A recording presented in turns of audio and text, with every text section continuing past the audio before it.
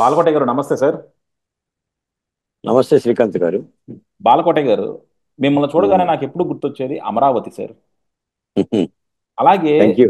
చంద్రబాబు నాయుడు గారిని చూసినా సరే మనకు గుర్తొచ్చేది అమరావతి. ఉమ్, మనం గత గతం ప్రభుత్వం అప్పుడు చూసుకుంటే చంద్రబాబు నాయుడు గారు 2014 నుంచి 2019 అప్పుడు చూసుకుంటే అమరావతి నిర్మాణం మొదలు పెడతానికి దగ్గర దగ్గర 3.5 4 సంవత్సరాలు పట్టింది. ఆ రోజు ఆ లేట్ని మన అందరం కూడా సమర్థించాం. ఎందుకంటే ఆ రోజు క్యాపిటల్ ఎక్కడో డిసైడ్ చేసుకోవాలి. ఆ తర్వాత రైతుల దగ్గర నుంచి పొలాలు తీసుకోవాలి. ఆ తర్వాత మనం ప్లానింగ్ చేసుకోవాలి. ఆ ప్లానింగ్ తర్వాత ఎగ్జిక్యూషన్లోకి రావాలి. సో అన్నిటికీ ఒక ప్రాసెస్ పడుతుంది కాబట్టి ఆ రోజు 3 సంవత్సరాలు తీసుకున్నా 4 సంవత్సరాలు తీసుకున్నా అది జస్టిఫై చేయదగిన లేట్ డిలే అది. కానీ ఇప్పుడు ఉమ్. 2024లో గవర్నమెంట్లోకి వచ్చినాక ఈ రోజుకి దగ్గర దగ్గర సంవత్సరం అయిపోతా ఉంది. సంవత్సరం అయిపోయినా సరే అమరావతిలో ఇంకా ఎందుకు పనులు మొదలవట్లేదని చెప్పి అందరూ అడుగుతా ఉన్నారు సార్. ఎందుకంటే ఎప్పుడు అడిగినా సరే ఇంకో నెల రోజుల్లో మొదలవుతుంది, ఇంకో 15 రోజుల్లో మొదలవుతుంది, ఇంకో 2 వారాల్లో మొదలవుద్ది, ఇలా చెప్పుకుంటా వెళ్ళటమే తప్ప ఈ రోజు దాకా అమరావతిలో పనులు మొదలుపెట్టింది లేదు. ఇందులో ఏం లేదు. ఈ రోజు పొలాలు చంద్రబాబు గారి దగ్గరే ఉన్నాయి. అలాగే ప్లానింగ్ చంద్రబాబు గారి దగ్గరే ఉంది. డబ్బులు అంటారా ఈ రోజు అమరావతి కట్టడానికి డబ్బులు ఈ రోజు దాకా తెచ్చుకోలేకపోతే చంద్రబాబు నాయుడు గారు ఇంకా ముందే నిర్మిస్తారన్న అనుమానం కూడా జనాల్లోకి వస్తుంది. సో ప్రభుత్వంలోకి వచ్చినాయి దగ్గర దగ్గర సంవత్సరం అవుతున్నా సరే ఈ రోజు అమరావతిలో పనులు మొదలైపోవటానికి కారణం ఏమిటంటారు? ఇదే తత్వంలో ముందుకెళ్తా ఉంటే అమరావతి చంద్రబాబు గారు నిర్మిస్తారనే ధైర్యం ప్రజలందరికీ వస్తుందా? లేదంటే ఇది మళ్ళా కూడా పోయినసారి లాగా మూడు క్యాపిటల్ నాటకంలోకి మళ్ళా ఏమన్నా వెళ్ళే అవకాశం ఉందా? శ్రీకాంత్ గారు నమస్తే. నమస్తే సార్. అంటే కారణాలు మాకు తెలియదు. ప్రభుత్వం ముఖ్యంగా చంద్రబాబు నాయుడు గారు మళ్ళీ అమరావతి మీద పెద్ద ఎత్తున అభివృద్ధి పనులు చేపట్టి ఒక ప్రణాళికలు రచించే విధంగా వాళ్ళు కార్యాచరణ అయితే చేపడుతున్నారు. దానికి సంబంధించి కేంద్ర ప్రభుత్వం డబ్బులు ఇవ్వకపోయినా, ఆంధ్ర రాష్ట్ర బడ్జెట్లో డబ్బులు పెట్టకపోయినా, ప్రపంచ బ్యాంకు నిధుల నుంచి, హడ్కో నిధుల నుంచి అప్పుగానో, లేదంటే కేంద్ర ప్రభుత్వమే ఒత్తాసుగానో దాదాపు 40,000 కోట్ల రూపాయల పనులకు సంబంధించిన ప్రణాళికలు సిద్ధం చేస్తున్నామని ప్రభుత్వం చెప్తుంది. మీరన్నట్టుగా ఏంటంటే కూటమి వచ్చే ఏడాది అయినా కూడా పనులు చేపట్టిన దాఖలాలు అయితే లేవు. మొన్ననే దీనికి సంబంధించి మార్చి 15వ తారీఖున శుభముహూర్తంగా చేసుకొని శ్రీనివాసుని కళ్యాణం కూడా పూర్తి చేసి నేడు రేపు మోడీ గారిని కూడా తీసుకువచ్చి పనుల పునఃప్రారంభ కార్యక్రమాన్ని కూడా చేపట్టి దాని నుంచి పనులు చేద్దామనేది ప్రభుత్వ ఆలోచన. అంటే అమరావతిలో పనులు జరగాల్సిన అవసరం ఉంది. పనులు అంటే ఏముంటుంది శ్రీకాంత్ గారు? సాధారణంగా మనం ఏం చెప్తామంటే రాజధాని అని అంటే ఒక 3 అంగాలు ఉండాలి. అది సచివాలయం, అసెంబ్లీ, హైకోర్టు, న్యాయస్థానం. ఈ 3 అంగాలు కూడా ఆంధ్రప్రదేశ్లో ఉన్నాయి. గత చంద్రబాబు నాయుడు గారు 3 ఏళ్ళు, నిన్న మొన్నటి వరకు జగన్మోహన్ రెడ్డి గారు 5 ఏళ్ళు, మళ్ళీ ఇప్పుడు కూటమి ప్రభుత్వం ఏడాది వెరసి దాదాపుగా 8 సంవత్సరాలుగా అమరావతి నుంచే పరిపాలన సాగుతుంది. కాబట్టి అమరావతిలో ఒక భూనిధి ఉంది కాబట్టి 50,000 ఎకరాలు. ఇక్కడికి పరిశ్రమలు రావాలన్నా, లేదా ఇక్కడ ఏదైనా ఇన్ఫ్రాస్ట్రక్చర్ కలుగు చేయాలన్నా అమరావతిలో తలపెట్టిన కార్యక్రమాలు ఏదో చెయ్యాలనేది ఒక ప్రభుత్వ ఆలోచన. అంటే సాధారణంగా ఏంటంటే శ్రీకాంత్ గారు, ఒక అంశాన్ని అయితే ప్రభుత్వం దృష్టిలోకి తీసుకోవడం లేదనేది మా బాధ. ఎందుకంటే మేము అమరావతి ఉద్యమంలో రాష్ట్ర వ్యాప్తంగా 3 ప్రాంతాల భావాలను మేము విన్నాం. రాజకీయ నాయకుల అభిప్రాయాలని, రాజకీయ నాయకుల యొక్క పోకడని, ఆయా ప్రాంత ప్రజల అభిప్రాయాలను కూడా మేము విన్నాం. మేము అన్నది ఏంటంటే అమరావతి అందరిది అనే ఒక నినాదంతో మేము వెళ్ళాము. 3 ప్రాంతాల్లో ఏంటంటే జగన్మోహన్ రెడ్డి గారి పుణ్యమానో లేదంటే వైసీపీ పుణ్యమా అంటూ అమరావతి అందరిది కాదు, అమరావతి కొందరిది అనే భావాన్ని వ్యక్తం చేశారు. వ్యక్తం చేయటం మూలనే అమరావతి ఉద్యమానికి 1631 రోజులు సమయం కూడా పట్టాల్సి వచ్చింది. ఆఖరికి కేంద్ర ప్రభుత్వం లేదా నాటి బీజేపీ ప్రభుత్వం కూడా రాష్ట్రాల రాజధాని ఆ రాష్ట్రాల చేతుల్లోనే ఉంటుంది, మాకు సంబంధం లేదన్నట్టుగానే అఫిడవిట్లు దాఖలు చేసి కొంత రాజకీయ నాటకం ఆడిన దాఖలాలు మీకు తెలుసు.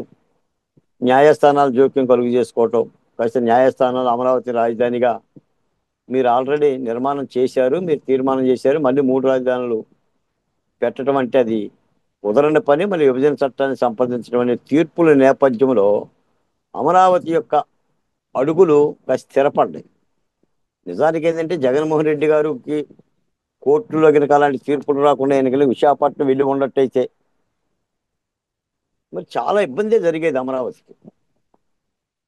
పైపెచ్చు ప్రజలు చేసిన ఉద్యమాలు, లేదంటే ఆ రోజున జగన్మోహన్ రెడ్డి గారి పరిపాలన లోపభూయిష్టాలు, లేదంటే మనం చెప్పుకున్నట్టుగా అరాచకాలు, లేదా విధ్వంసాలు, వీటి కారణంగా ఆయన దిగిపోయాడు కాబట్టి బతికి బయటపడ్డాం. ఒకవేళ పొరపాటున గ్రహపాటున ఆయనే వచ్చున్నట్టు మరి ఇప్పుడు అమరావతి నామధేయం కూడా ఆంధ్ర రాష్ట్రంలో వినిపించేది కాదు. మా బాధల్లో ఏంటంటే ముఖ్యంగా చంద్రబాబు నాయుడు గారు అభివృద్ధి అభివృద్ధి అభివృద్ధి అభివృద్ధి అంటే లెగిసిన దగ్గర నుంచి తారక మంత్రం ఇదే మాట మాట్లాడుతున్నారు. అలాగే అది సార్. చంద్రబాబు నాయుడు గారి యొక్క ఈ రోజు అమరావతిలో ఒక బిల్డింగ్ కట్టడము, లేకపోతే అమరావతిలో రోడ్లు వేయటం అభివృద్ధి కాదా? ఇది అభివృద్ధిగా, మనం అభివృద్ధి గురించే మాట్లాడుతున్నాం. ఈ రోజు చంద్రబాబు నాయుడు గారు ఏమైనా సంక్షేమ పథకాల గురించి ఏం మాట్లాడట్లేదుగా.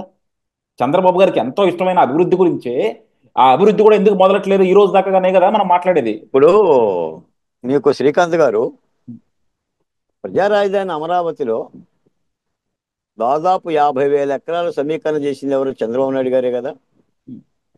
సచివాలయం కట్టింది ఆయనే కదా, అసెంబ్లీ కట్టింది ఆయనే కదా, హైకోర్టు కట్టింది ఆయనే కదా, 3 సంవత్సరాలు పరిపాలన చేసింది ఆయనే కదా. టెంపరీ మరి అమరావతి టెంపరీ హైకోర్టు, టెంపరీ సచివాలయం టెంపరీలే ఉండవు సార్. అది వైసీపీ అది యొక్క మేమా నానుడి తప్ప. వైసీపీ, అది మనం దాన్ని వైసీపీకి అంటగట్టడం తప్పు సార్. ఆ మాట అన్నది చంద్రబాబు నాయుడు గారు, ఆ మాట అన్నది తెలుగుదేశం వాళ్ళు. మీకు మాట చెప్తున్నా వినండి. ఉం. టెంపరీ అనే మాటకి అర్థమే ఉండదు. ఏ బిల్డింగ్ అయినా సిమెంట్ ఇటుకతోనే కడతారు. అది ఆయన నేపథ్యం ఏంటంటే ఆ రోజున ఆయన నేపథ్యం ఏంటంటే ఇప్పుడు కట్టుకుంటున్న అసెంబ్లీ సచివాలయం కొంతకాలం వినియోగించుకొని ఒక శాశ్వత వ్యూహాత్మకంగా ఆయన ఒక ప్రణాళిక తీసుకున్నాడు కాబట్టి నవనగరాలు ఒక అద్భుతమైన అసెంబ్లీని కట్టుకోవాలనే ఆలోచనతో ఆయన అన్న మాటనే వైసీపీ పార్టీ ప్రజల్లోకి తీసుకెళ్ళింది. ముందు నా మాట పూర్తిగానే ఉండే. ఇన్ని చేసిన చంద్రబాబు నాయుడు గారు 2019లో అదే అమరావతి ఉన్న కృష్ణా గుంటూరు జిల్లాల్లో 2 జిల్లాల్లో కూడా పూర్తిగా ఓడిపోయారు కదా. మీరు అభివృద్ధి అనే మాటకి నేను చెప్తున్నా. అంటే ఇక్కడ ఏంటంటే శ్రీకాంత్ గారు, నా బాధ ఏంటంటే ఆ కాళోజీ నారాయణ గారు అని చెప్పేసి తెలంగాణలో నాగోడు అని చెప్పేసి ఒక పుస్తక రచన చేస్తాడు. అట్లా అమరావతిలో నాగోడు ఏంటంటే అమరావతి కొందరిది కాదు అందరిది అనే భావాన్ని తీసుకెళ్ళటంలో కూటమి ప్రభుత్వం ముందంజలో లేదండి. మీరు ఎన్ని అభివృద్ధి పనులన్నా చేయండి సార్, మీరు రోడ్డు వేయండి లేదా మరొకటి చేయండి. మనం చెప్పాం ఏ అంటే అమరావతి, పి అంటే పోలవరం అనేది. పోలవరం కూడా 70% కట్టారు.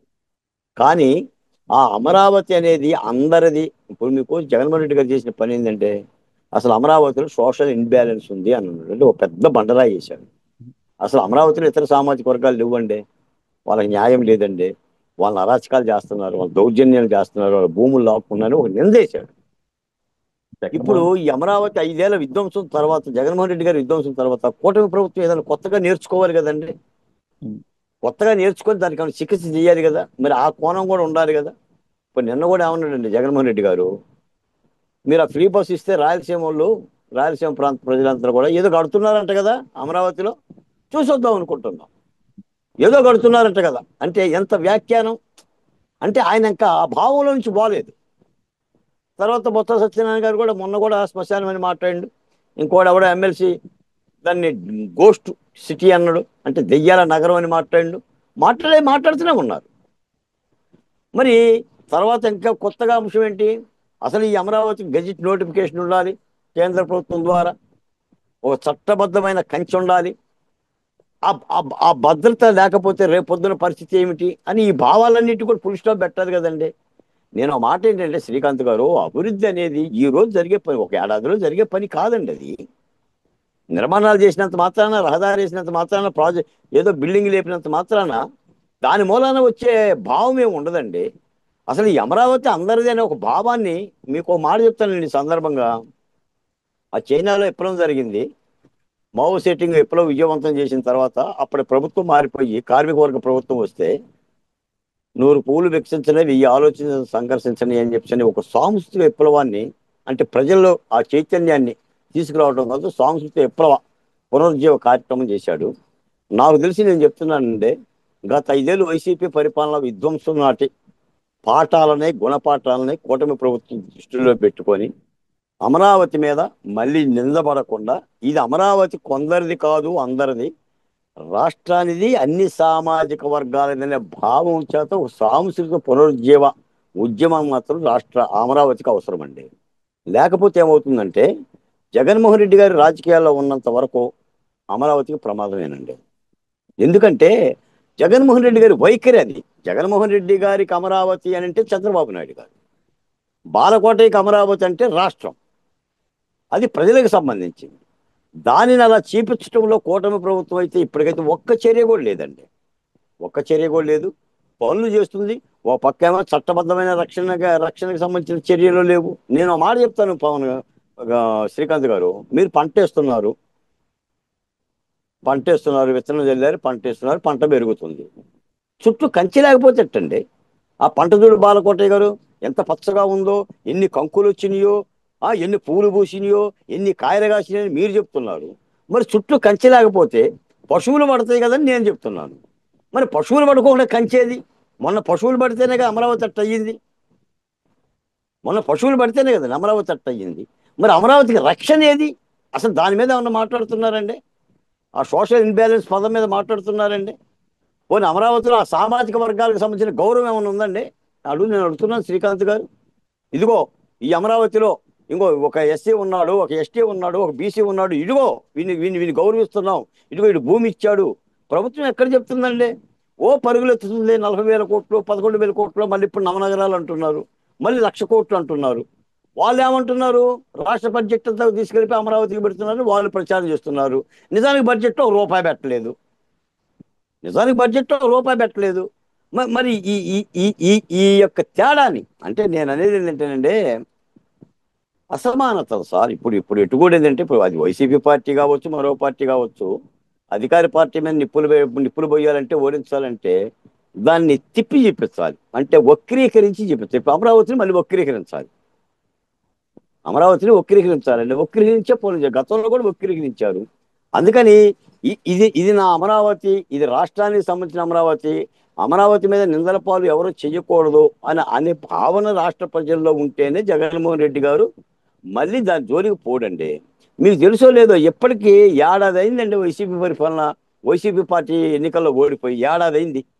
ఏడాది అయినా కూడా 3 రాజధానులు అనే అంశం మీద మేము వెనక్కి తీసుకున్నామని కానీ, నిలుపుదల చేసుకున్నామని కానీ, ఇప్పటికీ కూడా ఆ పార్టీ నుంచి ఒక సందేశం లేదు, ఒక నిర్ణయం లేదు, ఒక సమీక్ష లేదు.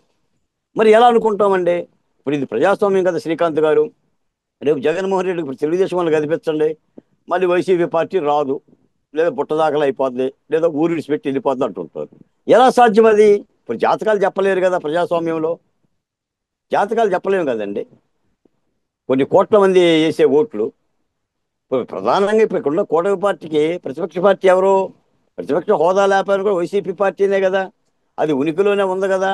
ఆయన విధానంలో మార్పు రాకపోకుండా మరి ఫలితాలు ఎలా ఉంటాయి? కాబట్టి ప్రజల్లో అది తీసుకురాగలగాలండి. ప్రజల్లో నా బాధంతా, నా గోడంతా ఏంటంటే, అమరావతి కొందరిది కాదు అందరిదనే భావం పైపెచ్చు. అందులో ఈ క్రింది కులాల సామాజిక న్యాయం కూడా ఉంది అనేది ప్రభుత్వం కొన్ని చర్యల ద్వారా దానికి ప్రాధాన్యత ఇస్తే దాని మీద ఉన్న మరకబోతుందండి. సోషల్ ఇన్బ్యాలెన్స్ అనే పదం నామరూపాలు లేకపోతుందండి. అది మనం చేయకోకుండా కేవలం అభివృద్ధిని పరుగులెత్తితే అభివృద్ధి ఎవరికి అందుతుంది? ఇదంతా వక్రీకరించబడుతుంది. పైపెచ్చు అభివృద్ధి ఎంతకాలం జరుగుతుంది? కూటమి ప్రభుత్వం చెప్పే లెక్క ప్రకారమే 3 ఏళ్ళు పడుతుంది అంటున్నారు. 3 ఏళ్ళు పెడితే 4వ ఏడు ఎన్నికలే కదా. ఆల్రెడీ 1 సంవత్సరం అయిపోయింది. అభివృద్ధి మొత్తం కూడా పనులు జరగాలి అంటే, వాళ్ళ ప్రణాళిక ప్రకారంగా పనులు జరగాలంటే 3 ఏళ్ళు పడుతుంది. అది 3, ఇది 1, 4, మళ్ళీ 5వ సంవత్సరం ఎన్నికలే. ఇప్పుడు ప్రజలు ఎలా ఉన్నారు? ఆంధ్రప్రదేశ్లో ప్రాంతీయ అసమానతలు ఉన్నాయి, కులాల అసమానతలు ఉన్నాయి, సంక్షేమ పథకాల మీద ఆశ ఉంది, సూపర్ 6 పథకాలు వస్తాయో లేదని ఎదురు తెన్నులు ఉన్నాయి. మరి ఈ అంశాలన్నింటినీ కూడా తీసుకెళ్ళాలి కదా, వీటిని కూడా చెప్పగలగాలి కదా. మరి ఈ సమన్వయం అనేది ప్రభుత్వం చేసుకోవాలండి. ఒక మాట అయితే నిజమండి. అంటే మీరు చెప్పండి శ్రీకాంత్ గారు, మనం కూటమి ప్రభుత్వం వచ్చిన తర్వాత కొత్తగా అంటే జగన్మోహన్ రెడ్డి గారి యొక్క అరాచకాలు భరించిన తర్వాత మనం అందరం ఏమనుకున్నామంటే, చంద్రబాబు నాయుడు గారి యొక్క పరిపాలన కొంగొత్తగా ఉంటుంది, ఓ కొత్త చంద్రబింబం కనిపిస్తుంది అని అనుకున్నాం. నేను కూడా అన్నాను, ఆ, చంద్రబాబు నాయుడులో కొత్త చంద్రబింబం కనిపిస్తుంది, చంద్ర నిప్పులు కనిపిస్తాయి అని. అది పరిపాలన చైతన్య గాడిలాగానే ఉంది తప్ప కొత్తదనం అయితే ఏం లేదు. అది మీరంతా ఇప్పుడు రొటీన్ అనుకున్నారే, వ్యవహారం కార్యక్రమం లాగానే జరుగుతున్నట్టుగా అనిపిస్తుంది. అది మీరంతా అనుకున్నారేమో కానీ చంద్రబాబు నాయుడు గారు కొత్తగా పరిపాలిస్తారని మాకు ఏ కోసైనా కూడా మాకు లేదు. కాకపోతే ఏంటంటే జగన్మోహన్ రెడ్డి అనే భయం ఉందో చూసారా, జగన్మోహన్ రెడ్డి అనే అరాచకం ఉందో చూసారా. చంద్రబాబు నాయుడు గారు ఏ రోజుకైనా సరే ఎవరైనా సరే ఆ మాటకు వస్తే జగన్మోహన్ రెడ్డి కన్నా చాలా మంచిగానే పరిపాలన చేస్తారు. జగన్మోహన్ రెడ్డి లాగా ప్రజల్లో భయం రేకెత్తించరు. సో దానికోసం చంద్రబాబు గారికి ఒకటేసారు తప్ప చంద్రబాబు గారు మీరు ఏదో వండర్స్ క్రియేట్ చేస్తారని ప్రజలు మాత్రం కూడా ఆశించలేదని నేను అనుకుంటున్నాను సార్. అవును శ్రీకాంత్ గారు, మీరు ఓడిపోయిన తర్వాత వైఎస్ఆర్ కాంగ్రెస్ పార్టీ గురించి కానీ జగన్మోహన్ రెడ్డి గారి గురించి కానీ 100 సార్లు మాట్లాడినా మనకు ప్రయోజనం ఉండదు. ఉహు, అంటే గతంలో జగన్మోహన్ రెడ్డి గారు ఏమేమి అంశాలను అస్త్రాలుగా చేసుకొని మన మీద ఎక్కువ పెట్టాడో, లేదా మన మీద యుద్ధం చేశాడో, ప్రజల్లో తప్పుడు భావాలను తీసుకెళ్లాడో, ఆ అంశాల పరిష్కారం మీద కూడా కూటమి ప్రభుత్వం దృష్టి పెట్టి ప్రజల్లో అలాంటి అవగాహనలు కానీ చైతన్యం కానీ పెంచగలగాలన్నదే పరిష్కారం. ఉహు, జగన్మోహన్ రెడ్డిని ఓడించడం అంటే జగన్మోహన్ రెడ్డి గారు నాడుతున్న విషతుల్యమైన విత్తనాలను కానీ భావాలను కానీ మొలకెత్తకుండా చూడాలి.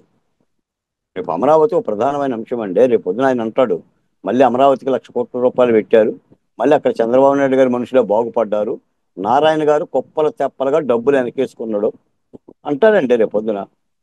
లేదా లోకేష్ గారు కుప్పలు తెప్పలుగా వెనకేసుకున్నాడని ఇదే నిందా ప్రచారం చేస్తారు. మీరు అమరావతిలో ఇంకా సామాజిక వర్గం కూడా ఎవడో కనబట్టలేదుగా. ఇంకెవడున్నాడండి అమరావతిలో చెప్పండి?